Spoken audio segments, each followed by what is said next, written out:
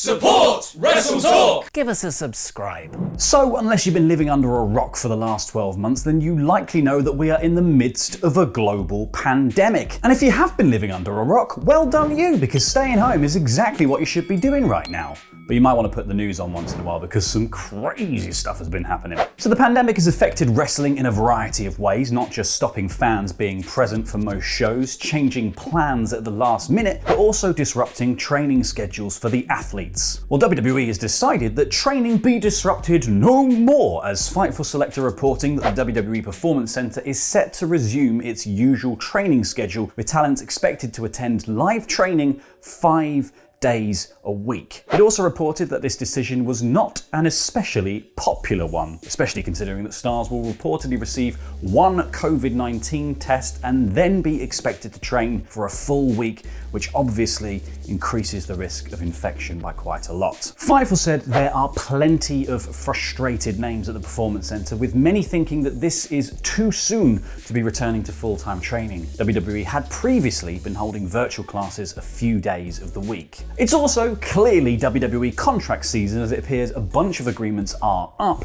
and the company is trying to re-sign a lot of talent before they're snapped up by the waiting AEW, who I'm imagining in this situation are kind of like the crocodile in Peter Pan, always lurking in case somebody falls into the water. TikTok.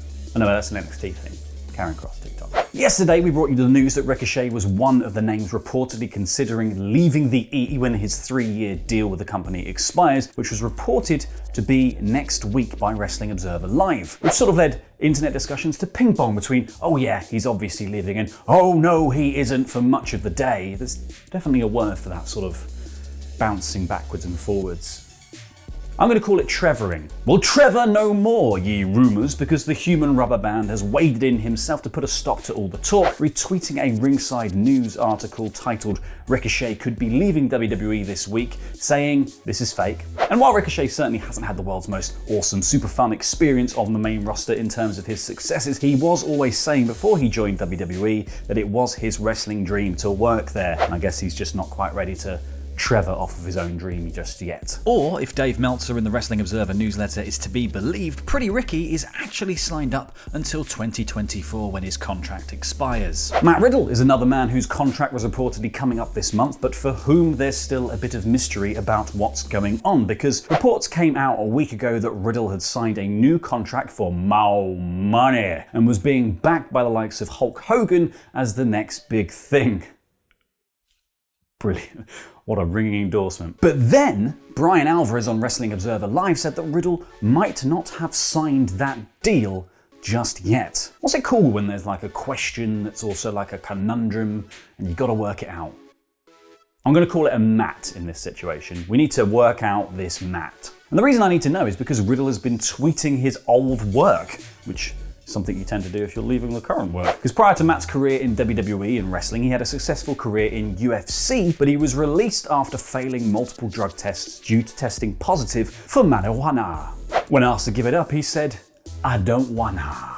I wrote that joke at 7:30 in the morning. I don't normally talk until 10, so... Anyway, yesterday the UFC and the United States Anti-Doping Agency announced that they're changing their drug policy so that cannabis is no longer considered a violation of their performance-enhancing drug policy. And Riddle retweeted that news saying, "I got the greatest birthday gift of all today. Maybe 9 years late, but still an amazing birthday gift." Because in the midst of all the contract negotiations, kind of tweeting your old boss is usually a bit sus. But here it all makes sense because Riddle loves weed. But also because two of Riddle's prior wins were overturned because of his drug policy violations, leaving his record at 8-3 with 2 no contests. With this new ruling, he goes up to 10 wins and 3 losses, bro. Now, the contract miasma isn't even exclusive to WWE, as across the very, very large pond in Japan, there's a chat about Jay White. Because after losing to Kota Ibushi at Wrestle Kingdom 15, Jay staged a tantrum, said he was done with the promotion, and now his profile has gone missing from the official NJPW site. Now, this could just be commitment to kayfabe, but this does feed into all of the rumours that he could be heading to WWE. Counter to that though, he is also advertised for an event in March though, and NJPW is usually quite cautious about advertising people if there is even the remotest chance they might not appear at the show because they're decent. unlike some other more mercenary companies, which I won't name, but I will make flash on screen repeatedly. And the contract miasma isn't even exclusive to this decade, as Impact EVP and advisor to the AEW World Champion Kenny Omega, Don Callis, has been talking about turning down WWE in an interview with Chris Van Vliet, the second handsomest guy in all of wrestling media after Tempest, which is why he wears the mask, because to gaze upon his face is to fall in love. A beautiful song. Way back in 1997, Callis was working with WWE as Jackal, leading the Truth Commission, but he told Chris that he never had an interest in being a pro wrestling manager or being a color commentator. Callis always had his sights set on running things and making the top level decisions. He always wanted to be the invisible hand. That's a visible hand. That's an even more visible hand.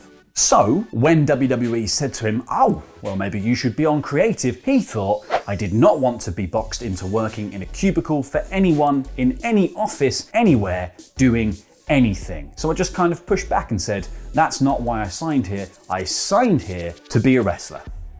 Ultimately, that didn't work out. What is working out though is his new role in one of the most intriguing and most talked about storylines in all of wrestling right now. And what he has done is massively increase the relevance and prestige associated with Impact to boot. So props to you, Dom, your invisible hand. You know, last week when I said that I was tired of living through history? Yeah.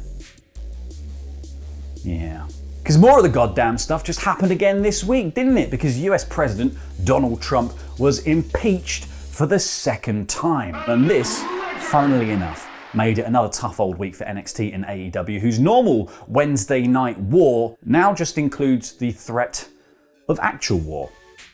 Brilliant. Despite the major news coverage though, AEW did manage to steady the course and draw 762,000 viewers for the second night of their New Year's Bash, which is 100,000 better than last week's figures. It also got a 0.30 rating in the all-important 18 to 49 demographic, which I'm told is good. I don't understand it, but I'm told it's good. They were also the number 31 rated show on all of cable. Meanwhile, NXT, without a special event like last week's New Year's Evil, saw viewership down from 641,000 with just 551,000 tuning in, without the promise of marquee matches and up against an AEW special. And the news seems like NXT just couldn't draw the ratings.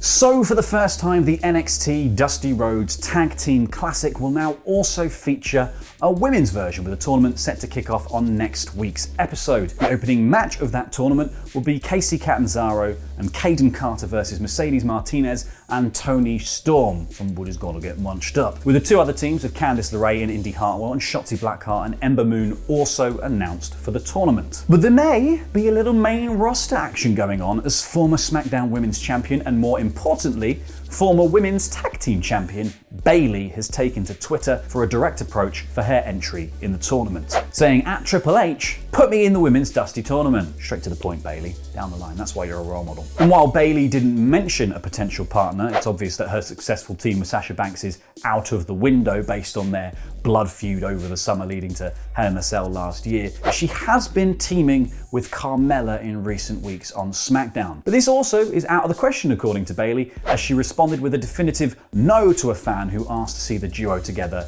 in NXT. I don't know, maybe Billie Kay can hand in her resume. But from Billie Kay to AJ, which kind of rhymes. Now, AJ Styles' success has been rather unprecedented considering his long tenures with Impact and New Japan, which Vince McMahon generally looks down upon, preferring to focus on his own homegrown talent. However, one of the things that sold new fans on AJ Styles upon his debut was his entrance music. The now iconic, "They don't want none, they don't want none," talking about how great it is being a redneck and all that stuff. You know, classic AJ Styles stuff, really. Well, it turns out the music was originally planned for somebody else, which actually seems a lot more fitting. Appearing on WWE's The Bump, AJ confirmed his music was originally planned for his former Impact colleague, James Storm. He said, "The only thing I was worried about when they were calling me a redneck, which I am, I make no excuses, I am a redneck, but I didn't want people to go, oh, so he's a hillbilly or something like that, which is totally different than a redneck. And let it be known that the music wasn't made for me, it was made for someone else. It's always been mine, you know what I mean. It was made for James Storm, it may have been made for James Storm,